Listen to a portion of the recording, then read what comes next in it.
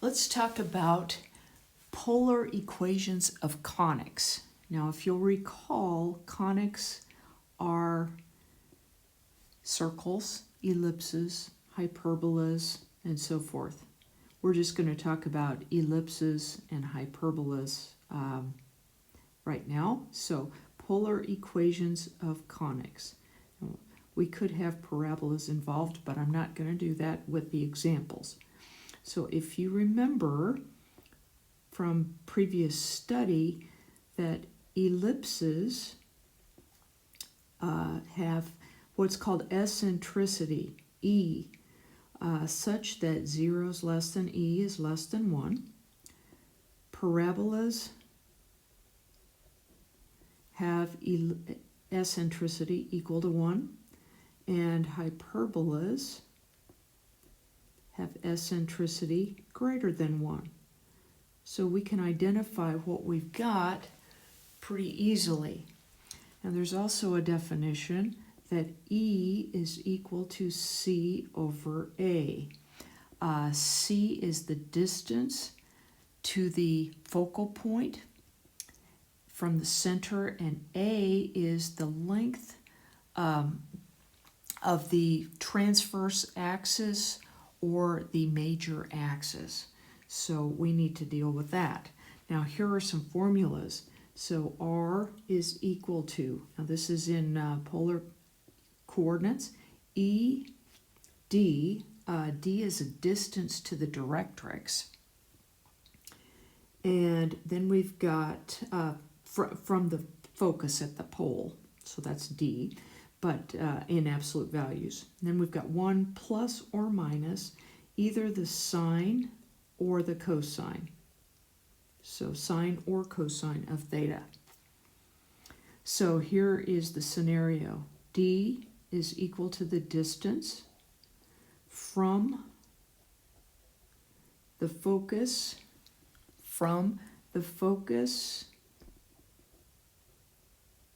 at the pole, that's the origin actually, to the directrix.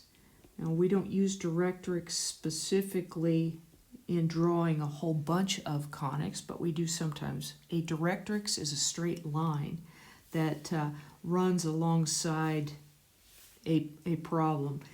For instance, if you have a parabola, if you've got a directrix here and a focus here, then the parabola kind of lies in between those two, because this distance plus this distance is a constant, or these two are the same. It's not really a constant, but this one and this one are the same. So this guy right here is called the directrix. And in this particular case, if the parabola opens down, it's a horizontal directrix. Now the scenario here with this sine and cosine, and I lost something here. There's supposed to be an E. Okay, so if we've got the sine of theta in the problem, then we basically have a horizontal directrix. So like this example I've got with the parabola, if we've got a cosine in the problem, we're going to have a vertical directrix. So that might be of interest to you. Now, there are some other things that come into play when you have a hyperbola. So when you've got a hyperbola, the relationship between the A's and the B's and the C's, A and B are distances horizontally and vertically from the center, and C is the distance to the focus, or to the focal points. They are related in the Pythagorean formula, or Pythagorean theorem style. So A squared plus B squared is equal to C squared. But if you have an ellipse, it's slightly different. What you end up with is that B squared, and I've got this solved a little differently, is A squared minus C squared. So they're not quite the same thing, all right? there's a negative difference here. So be aware of that. Now, if I've got an example, let's deal with an example and see what we can come up with. Let's say we've got an example that r is 32 divided by 3 plus 5 times the sine of theta. And let's try to identify pieces and maybe put that back in rectangular coordinates. Well, in order to match this, we've got to have a 1 down here. So I am obligated to divide everything by 3. So I've got 32 over 3. I've got 3 over 3, which is 1. I've got 5 over 3 sine theta. Okay? Now, this is E, so E equals 5/3. I observe up here, since E is greater than 1, I have a hyperbola. All right? Not only that, but this has a sine function. And that's going to tell me that I've got a horizontal directrix. What it also tells me, parabola or hyperbola-wise, is that the hyperbola opens up and down. So the hyperbola opens up and down.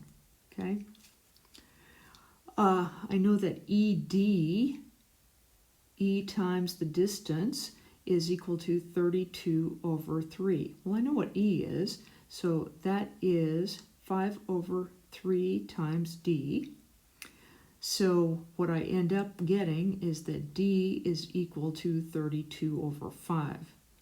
So 32 over 5 is the distance from the pole to the directrix. So what we end up getting is the directrix. This one's pretty simple, actually. The directrix is y equals 32 over 5, just a horizontal line. Now I know the vertices of this are on the y-axis because I have a sine function. And I say y-axis, I'm in an xy world. They're called the transverse axis, and it's the theta equals pi over 2. And those are, that vertex or that axis ties the two pieces together in a sense. All right? So what we're going to do is we are going to deal with a couple of values here. Now I need the extremes for sine. So I know that the sine of theta equals 1 if theta equals pi over 2. So I need to test that one out.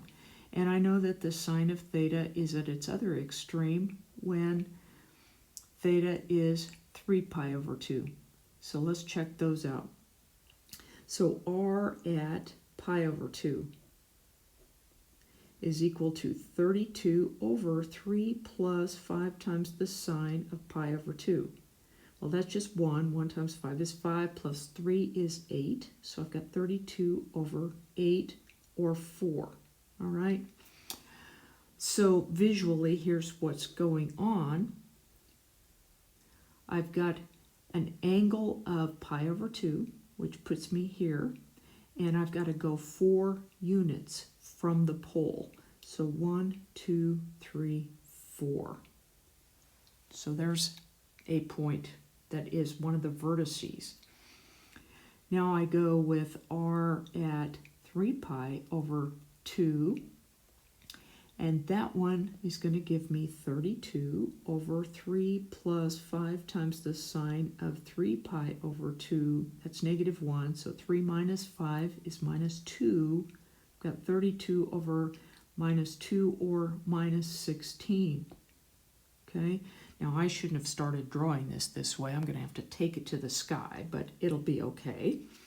So if I go all the way down here, then I've got to go minus 16. Well, that means I've got to send it this way. So 4, 8, 12, 16. So here's the other vertex, strangely enough. All right? So here's the vertex, and here's the vertex. Now, how far apart are they? Well, from 4 up to 16 has 12 units. So the distance here, this distance, is 2a, and that is 12, because 16 and 4 are 12 units apart, so consequently a is 6. So that's where we get a is 6.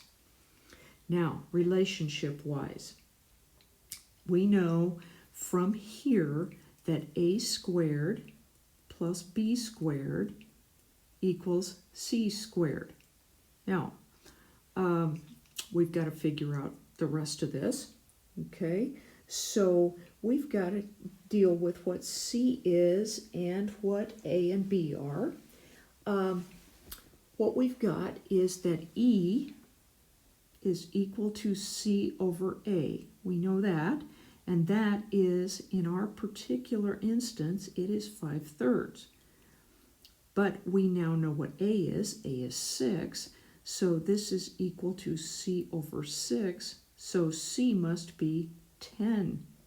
So that ratio is true, but it's not a straight value. So we know what c is, and we know that a squared plus b squared is equal to c squared.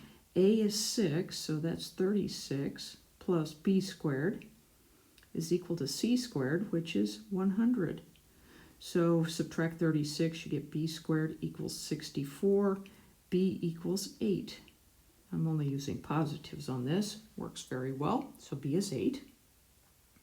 So now we know what a is, we know what b is, we know what c is, and we can find the center pretty easily, because what is halfway from the vertex to the vertex? Well, you know, there are 12 units here, so just tack on 6. So here we're at 4. 4 plus 6 gives us 10. So the center here is at 10, 0, 10. That's in xy, so let me do this. Let me say it's at pi over 2, 10. Okay, just so you have a concept of that. But in rectangulars, we're trying to turn this into rectangulars anyway. So let's deal with the problem. Okay, it opens up and down, so we have y first. So y minus the y coordinate of the center. So y minus 10 squared, okay, minus, and then x minus the x coordinate of the center. Here we've got these. You went in the y direction, how far? From the center to the vertex. You went 6. So this is 6 squared. This one is 8 squared, and this is equal to 1. So we end up with y minus 10 squared over 36 minus x squared over 64 is equal to 1. So there is an example of a hyperbola, translating it from polar coordinates into rectangular coordinates. And we actually have a value for the directrix if we wanted it. It is sitting right above here a little bit, okay? And there you go.